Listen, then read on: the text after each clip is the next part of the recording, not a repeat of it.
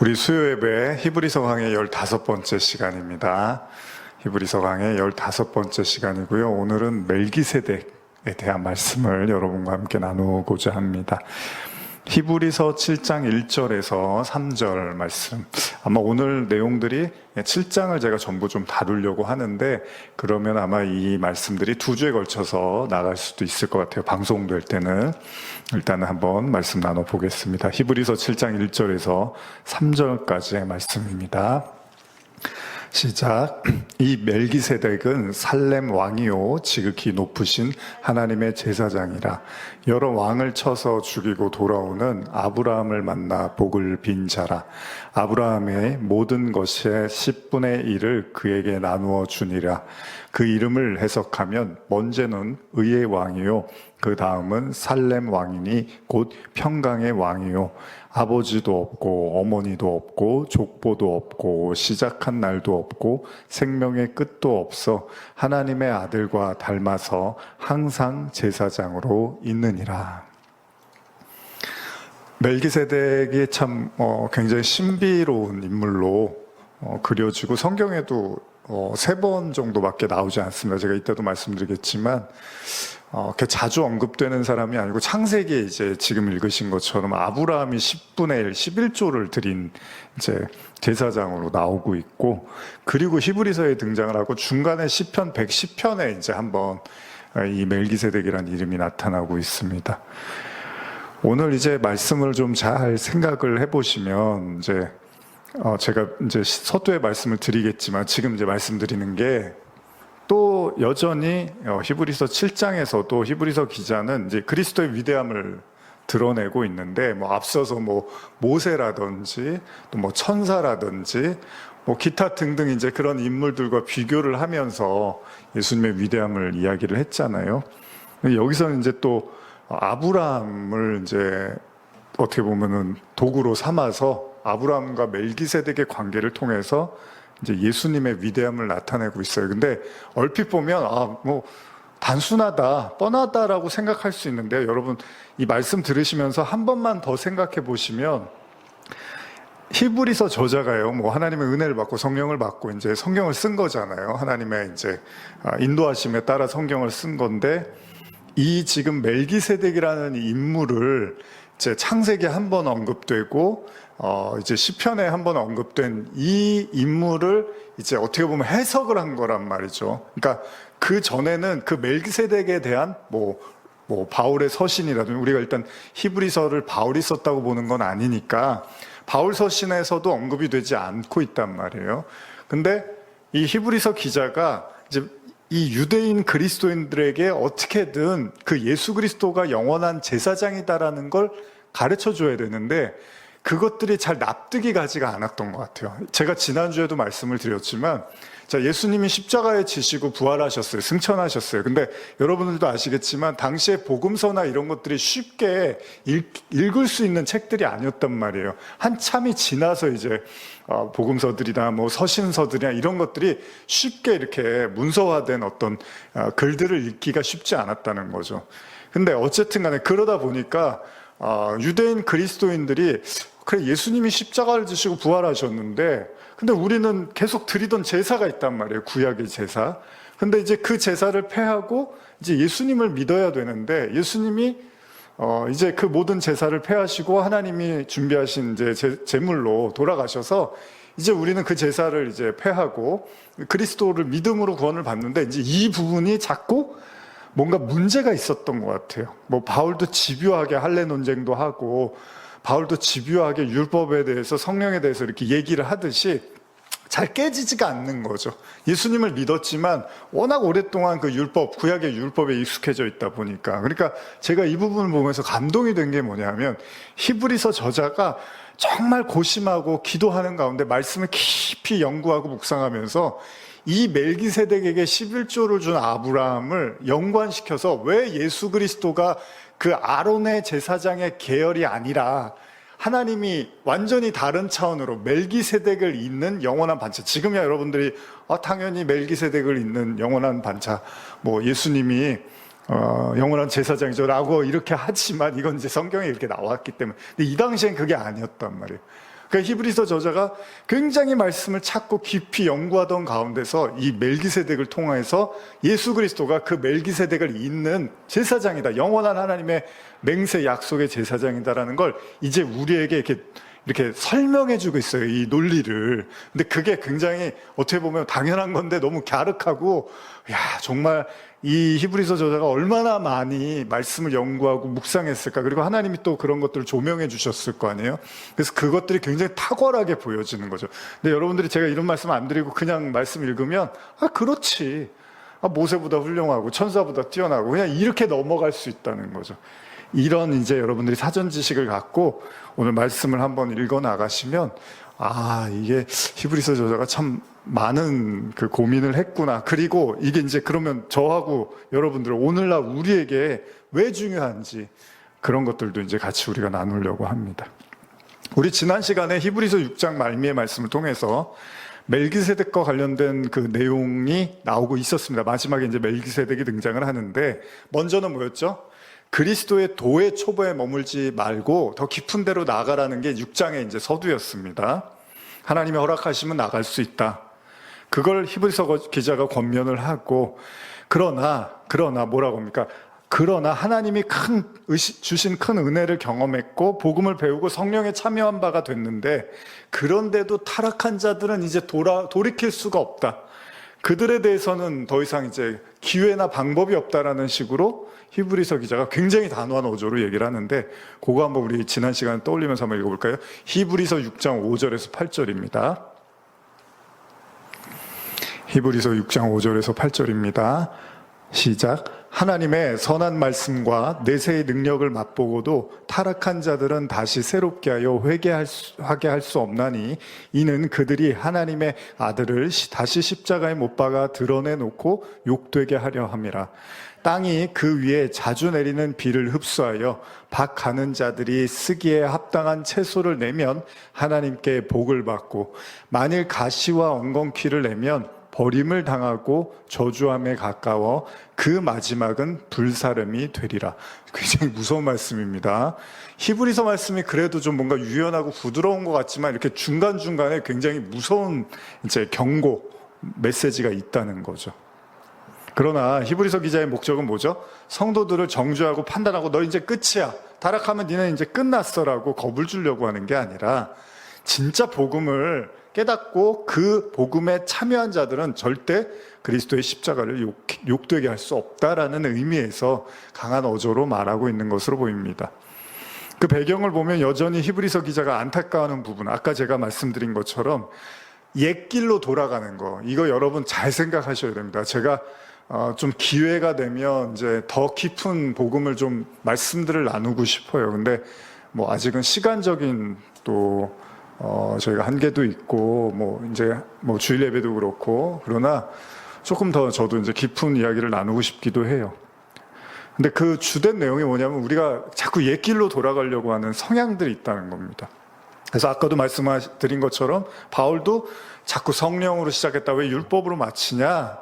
처음에는 하나님의 은혜에 감격했는데, 그래서 구원 받았다 찬양하고 감사했는데, 시간이 지나면서 다시 율법을 의지하고 그 율법으로 다시 구원을 받으려고 하는, 그래서 바울이 아주 강하게 권고하죠. 만약에 너희들이 율법을 의지해서 구원받으려고 하면 그건 하나님하고 끊어진 거다라고까지 얘기를 한단 말이죠. 바울의 주된 서신의 내용은 다 이런 얘기입니다. 그만큼 유대인 그리스도인들이 하나님을 믿는 게 너무 어려웠다는 거예요. 이게 발목을 붙잡는다고 하죠. 그러니까 이 구약에 익숙해져 있고 젖어 있는 이 생각과 마음이 쉽게 새로운 복음을 받아들이기가 쉽지가 않았다는 겁니다. 지금 히브리서 기자도요, 이런 동일한 마음으로 유대인 성도들을 향해서 가르치고 있는 것으로 보입니다. 그렇기 때문에 다시금 성도들에게 신앙의 목적을 분명히 하고 왜 예수가 그리스도고 영원한 제사장인지를 이제 상기시켜 주는 거예요. 자, 한번 지난 시간 읽은 말씀이지만 한 번 더 읽겠습니다. 히브리서 6장 16절에서 20절입니다. 한번 지난 시간을 떠올려 보면서 오늘도 이제 연관이 돼 있으니까요. 한번 읽어보겠습니다. 6장 16절에서 20절입니다. 시작. 사람들은 자기보다 더 큰 자를 가리켜 맹세하나니 맹세는 그들이 다투는 모든 일의 최후 확정이니라. 하나님은 약속을 기업으로 받는 자들에게 그 뜻이 변하지 아니함을 충분히 나타내시려고 그 일을 맹세로 보증하셨나니, 이는 하나님이 거짓말을 하실 수 없는 이 두 가지 변하지 못할 사실로 말미암아 앞에 있는 소망을 얻으려고 피난처를 찾은 우리에게 큰 안위를 받게 하려 하심이라. 우리가 이 소망을 가지고 있는 것은 영혼의 닷 같아서 튼튼하고 견고하여 휘장 안에 들어갔나니, 그리로 앞서가신 예수께서 멜기세덱의 반차를 따라 영원히 대제사장이 되어 우리를 위하여 들어가셨느니라. 우리 지난 시간에 이제 읽으면서 마쳤던 부분이고, 여기서 이제 언약을 이야기했죠. 하나님의 약속, 맹세, 무엇이냐라고 했을 때, 우리가 보통은 이제 요즘 제가 더 많이 생각을 하는데, 신앙을 사람들이 생각할 때 내 기도를 들어주시느냐 안 들어주시냐를 기준으로 해서 하나님이 나와 함께 하시다, 함께 하지 않는다, 이런 생각을 하는 경향들이 많잖아요. 근데 사실은 절에 가도 다 그 기도 제목들 붙여놓고서 자녀들 수능 잘 보게 해달라고 하고 못 되게 해달라고 하잖아요. 그러니까 어느 종교나 다 그런 기도를 합니다. 무신론자들도 그렇고 그 샤머니즘을 믿는 사람도 그렇고 타종교도 그렇고 기독교도 마찬가지인데, 그런데 기독교의 핵심은 뭐냐면 내 기도가 이루어졌느냐 안 이루어졌느냐를 가지고 하나님이 계시냐 안 계시냐, 믿음이 있느냐 없느냐의 유무를 판단하는 게 아니라요, 여러분. 그러니까 이 생각도 우리가 좀 엑소더스를 해야 될 것 같아요. 너무 우리가 이제 신앙하면 기도해서 응답받는 거, 물론 전도도 하기도 하고 하지만, 신앙하면 우리가 보편적으로 기도해서 응답받는 거, 말씀대로 살았더니 응답받았다, 그러니까 응답이 굉장히 중요하게 사람들이 생각하는 경우가 있는데, 하나님의 약속은 뭐냐면 기도하면 다 들어준다, 그러지 않았잖아요. 하나님이, 제가 지난 주일도 말씀드렸지만, 응답을 하지 않는 것도 응답이라고 했다면 그렇잖아요, 여러분. 하나님이 여러분들이 100개를 기도했는데 한 30개가 들어주고 70개가 안 들어줬으면 70개는 내가 모르겠어, 못하겠어, 30개 내가 들어줄 수 있을 것 같아, 이게 아니잖아요. 다 하나님이 들어줄 수 있는데 30개가 들어줄 필요가 있고 나머지는 들어주지 않아도 된다라는 생각을 하시는 거잖아요. 예를 들면 예전에 그 짐 캐리가 나오는 브루스 올마이티에 보면 이제 그런 내용이 있죠. 짐 캐리한테 이제 신이 내가 너에게 신적인 권능을 주겠다, 네가 알아서 해봐라 그랬는데, 그리고 나서부터 그냥 이메일로 기도가 엄청나게 쏟아지는데, 하나씩 확인해서 체크하고 들어줄까 안 들어줄까를 판단하는데 너무 힘드니까 나중에는 그냥 다 응답을 해버려요. 그랬더니 어떻게 되죠? 세상이 난리가 나버리는 거죠. 로또를 했는데 다 당첨이 되고 그러니까 난리가 나버린 거죠. 그러니까 사실은 기도라는 게 다 들어줘도 사실 문제가 있는 거죠. 근데 우리 입장에서는 내 기도는 너무 중요한 것 같고 반드시 들어줘야 될 것 같지만, 또 하나님은 꼭 그렇게 생각하지 않을 수도 있다는 거죠. 무슨 얘기냐면 기도가 들어졌느냐 안 들어졌느냐가 신앙의 척도나 하나님이 계시다 안 계시다의 유무가 아닐 수도 있다는 거죠. 제가 이 말씀 왜 드렸냐면, 지난주에 우리가 나눈 것처럼 하나님이 성도들에게 약속을 했는데, 그 약속이 니들 기도하면 내가 다 들어줄게가 아니라, 하나님이 자신의 이름을 걸고 맹세하면서 약속한 건 바로 여러분들이 지금 읽으신 휘장 안에 들어가게 하겠다, 우리를. 그게 지성소였잖아요. 그래서 제가 이걸 현대어로 한 번 더 읽어드릴게요. 히브리서 6장 18절에서 20절. 하나님께서는 약속과 맹세를 동시에 다 우리에게 주셨습니다.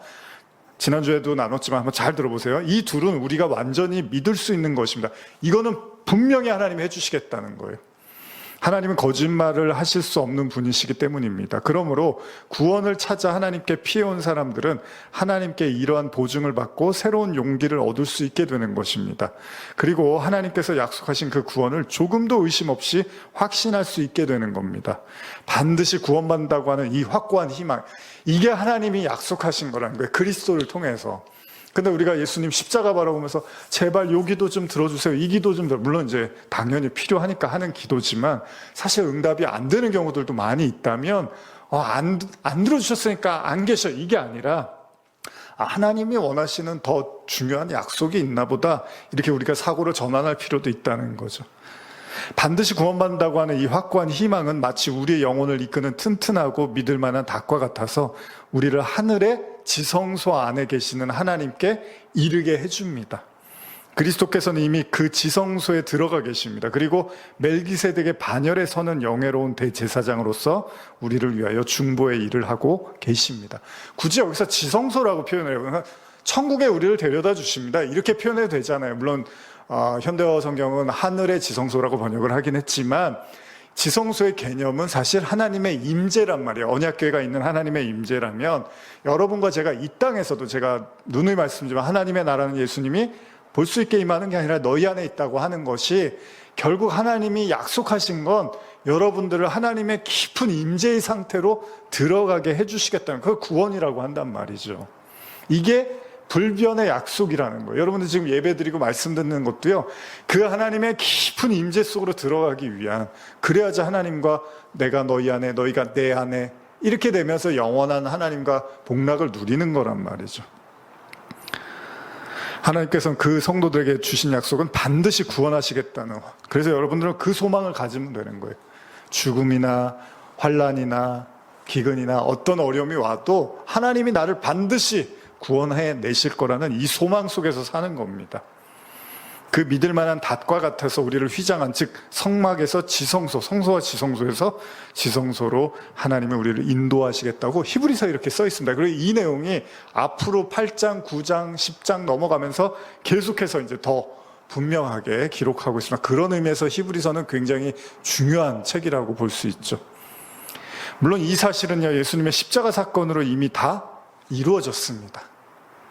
십자가로 예수님이 이미 다 이루신 사건이에요. 그래서 우리가 예수님의 십자가 사건을 보면 이 내용들을 확인할 수 있는데, 제가 한번 읽어드릴게요. 마태복음 27장 50절, 51절 보면 예수께서 다시 크게 소리 지르시고 영원히 떠나시니라. 이에 성소 휘장이 위로부터 아래까지 찢어져 둘이 되고 땅이 진동하며 바위가 터지고. 그렇죠? 예수님이 십자가 질 때 휘장이 위에서 아래로 찢어졌다는 거예요. 그러니까 굳이 이걸 보여주는 거예요. 그 다음에 마가복음 15장 37절에서 39절, 예수께서 큰 소리를 지르시고 숨지시니라. 이에 성소 휘장이 위로부터 아래까지 찢어져 둘이 되니라. 예수를 향하여 섰던 백부장이 그렇게 숨지심을 보고 이르되 이 사람은 진실로 하나님의 아들이었도다 하더라. 요한복음을 제외하고 세 개의 복음서에서 이 사실을, 휘장이 갈라졌다는 사실을 기록하고 있는데, 그것은 예수님의 십자가 사건이 시사하는 굉장히 중요한 내용이라는 거예요. 어떻게 보면 예수님의 십자가 사건이 왜 일어났는지를 이 휘장을 통해서 보여주는 거죠. 그게 뭐냐면, 휘장이 뭐죠? 성소와 지성소를 가르고 있는 천이란 말이죠. 그러니까 이거를 찢어트림으로써 이제 그 지성소 안으로 들어가는 거잖아요. 사람들이 당시에는 이제 유대인들이 성전을 제일 삼아서 하나님께 이제 성전 제일주의로, 그냥 성전 안에서 제사 드리는 게 중요했던 사람들인데, 예수님이 십자가를 지니까 휘장이 갈라져 보니 얼마나 당황했겠습니까? 그만큼 충격적인 사건인데, 그렇기 때문에 마가복음에도요, 휘장이 갈라지자 백부장이 그걸 보고 예수님을 이렇게 죽으심을 보면서 진짜 하나님의 아들이었구나라는 고백을 하더라는 거예요. 이제 성경이 굳이 이런 얘기를 씁니다. 근데 이 내용이 누가복음에도 나오는데 요거 한번 같이 읽어볼게요. 누가복음 23장 44절에서 47절입니다.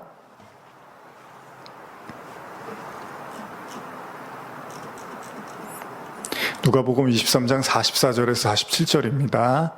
시작. 때가 제6시쯤 되어 해가 빛을 잃고 온 땅에 어둠이 임하여 제9시까지 계속하며 성소의 휘장이 한가운데가 찢어지더라. 예수께서 큰 소리로 불러 이르시되 아버지, 내 영혼을 아버지 손에 부탁하나이다 하고 이 말씀을 하신 후 숨지시니라. 백부장이 그 된 일을 보고 하나님께 영광을 돌려 이르되 이 사람은 정녕 의인이었도다 하고. 히브리서에서 하나님께서 백성들에게 언약하신 일, 그 하나님의 임재 처소인 지성소로 우리를 데려가겠다는 사실을 이제 성도들에게 권면하고 있고 북돋아 주는데, 바로 지금 여러분이 읽으신 것처럼 예수님의 십자가 사건이 그걸 가능하게 했다는 거죠. 예수님의 십자가가 그걸 다 예표하고 보여줬다는 거예요. 그러니까 여러분과 제가 예수님의 십자가를 믿는다는 건 휘장이 갈라지는 하나님의 임재로 들어가는 거예요. 그러니까 기도를 많이 들어주고 내 삶을 윤택하게 해주고 내 어려움을 해결해 주시는 거, 물론 그런 역할도 하나님이 하시지만 핵심은 뭡니까? 휘장으로 나를 들어가게, 그 지성소로 나를 끌고 가시는 것이 하나님의 확실한 언약이라는 겁니다. 동시에 이 지점에서 멜기세덱에 대한 이제 오늘 언급을 하고 있는데, 히브리서에서 이전에도 멜기세덱이 나왔는데 갑자기 그 히브리서 기자가 멜기세덱 이야기하다가 이런 말을 해요. 제가 읽어드릴게요. 히브리서 5장 11절. 멜기세덱에 관하여는 우리가 할 말이 많으나 너희가 듣는 것이 두나무로 설명하기 어려우니라. 5장에서만 해도 이런 얘기를 했는데 한 장 넘어가고 7장에서 마음이 바뀌었는지 갑자기 멜기세덱을 설명하기 시작을 합니다. 저도 사실 예전에 멜기세덱에 대해서 이렇게 말씀을 좀 준비하려고 하거나 그러면 이제 단편적으로만 이제 보고 참 대단하고 놀랍다, 예수님을 예표한다, 이제 이렇게 하면서, 그러나 사실 그냥 깊이 있게 제가 들여다보진 않았는데 이번에 이제 말씀 준비하면서 근데 히브리서 7장이 아주 잘 설명을 해주고 있어요, 멜기세덱에 대해서.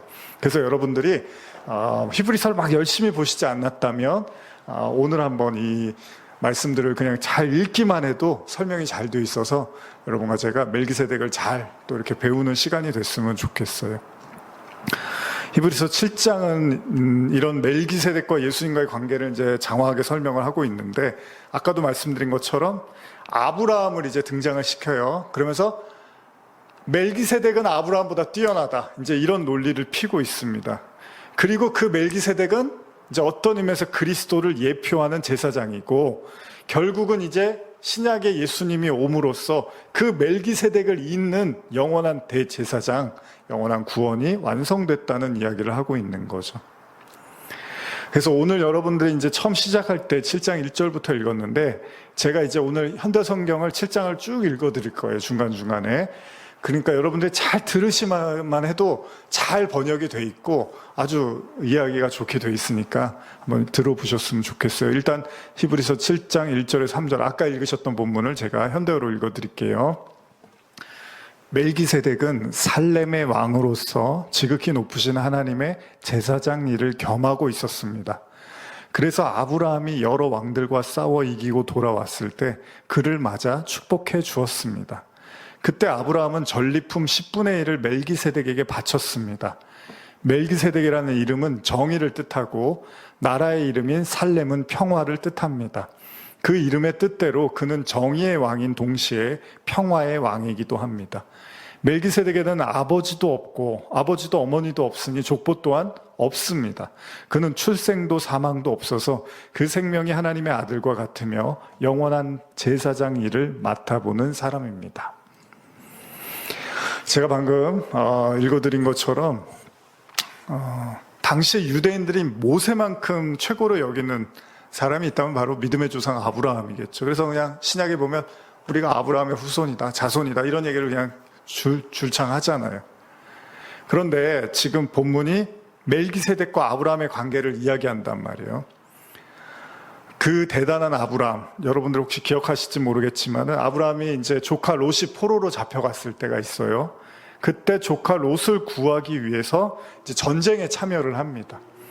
그리고 나서 그 전쟁에서 승리하고 돌아오는 길에 이 멜기세덱이라는 제사장을 만나고 거기서 11조를 이제 바치게 돼요. 이 이야기를 가지고 히브리서 기자가 이제 논리를 피기 시작하는 거예요. 그러니까 이 얘기는 뭐냐면 없었던 얘기인데 히브리서 기자가 마치 바울이 복음을 깨닫고 할례에 대해서 자기가 이렇게 말씀을 찾아서 논리를 펴듯이 지금 히브리서 기자도 그 일을 하고 있다는 겁니다. 그러면서 이 멜기세덱이 신비로운 존재다. 그는 아버지도 없고 어머니도 없고 족보도 없고 출생도 사망도 기록되어 있지가 않다. 사실 이 멜기세덱에 관련된 말씀은요, 아까도 말씀드린 것처럼 창세기에 나오고 시편 110편에 한번 등장하고 지금 히브리서예요. 그러니까 히브리서에서 엄청난 분량을 다루고 있어요. 창세기에서는 이제 아브라함이 11조를 바친 그냥 그 인물로서 한 번 등장하는데, 히브리서 기자가 그 말씀과 쉽게 말하면 설교를 하는 거예요. 설교를 지금 멜기세덱이라는 주제로. 그만큼 베일에 쌓인 인물처럼 보이는데 중요한 사실은 히브리서 저자가 이 멜기세덱이 단순히 이제 신비로운 사람이다라는 것만 강조하려고 하는 게 아니라 예수님을 예표한다라는 이야기를 하고 싶었던 거죠. 뭐 성경은 사실 그런 부분이 많습니다. 아브라함이 이삭을 바칠 때 하나님이 어떻게 하죠? 아브라함이 이삭을 죽이려고 하니까 그만둬라 그러면서 이제 네 마음을 알았다. 네가 날 경외하는구나. 그러면서 갑자기 양이 나와서 이제 제물로 하나님께 드리죠. 그런 내용들이 진정한 제사는 예수 그리스도라는 어린 양밖에는 될 수 없다. 하나님이 받으시는 제사는 그리스도다. 이제 이런 의미를 예표하듯이 아마 멜기세덱도 그렇게 심어놓은 거죠, 하나님이. 그러니까 어떤 의미에서 보면 여러분 구약을 좀 깊이 있게 잘 보시면 지금 히브리서 기자가 그 내용을 찾아낸 거잖아요. 유대인 그리스도인들이 아니 근데 왜 예수님이 제사장이야? 제사장은 원래 아론의 계열이고 아브라함의 후손이어야 되고 아론의 계열이어야 되는데 예수님은 유다의 후산 유다 지파로 태어났는데 그럼 구약의 말씀은 뭐야?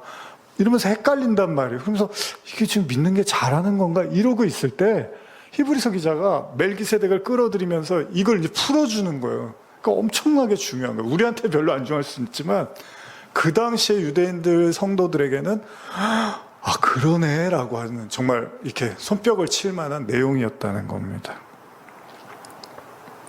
제가 4절 이하를 이제 현대어 성경으로 또 읽어드릴 텐데 이제 아까 처음 말씀드린 것처럼 아주 잘 현대어 성경이 번역을 해놓은 것 같아서 좀 읽으면서 도움을 받으셨으면 좋겠어요. 제가 막 부연 설명하는 것보다 읽어드리는 것만으로도 굉장히 여러분한테 도움이 됩니다. 혹시 뭐 앱이 있으시면 찾아서 보셔도 되고요. 아니면 제가 천천히 읽어드리겠습니다. 4절에서 7절을 한번 현대어로 읽어드리겠습니다. 멜기세덱이 얼마나 위대한 인물인가를 곰곰이 생각해 봅시다. 첫째, 그는 하나님께서 제일 먼저 택하신 사람이라는 점입니다. 그래서 대선조인 아브라함까지도 멜기세덱에게 전리품의 10분의 1을 바친 겁니다. 만일 멜기세덱이 레위 가문의 제사장이라면 아브라함이 그렇게 한 것에 대해 하등 이상해할 것이 없겠지요. 하나님의 백성은 그들의 친족인 제사장들을 위해 수입의 10분의 1을 주어야 할 의무가 율법으로 제정되어 있기 때문입니다. 그러나 멜기세덱은 아브라함의 후손이 아니었는데도 아브라함에게서 10분의 1을 받았습니다. 둘째, 멜기세덱이 위대한 아브라함을 축복했다는 점입니다. 누구나 아는 대로 축복하는 사람은 언제나 축복받는 사람보다 더 위대한 사람입니다. 지금 이렇게 집중해서 들으시면 어느 정도 이해가 가시죠? 원래 레위 가문의 제사장들은 백성들에게 10분의 1을 받을 의무가 있었던 거예요. 권리가 있었던 거예요. 그런데 멜기세덱은 그런 아브라함의 후손도 아니고 레위 족속도 아닌데 근데 오히려 아브라함한테 10분의 1을 받았다는 얘기를 하고 있는 거예요, 지금.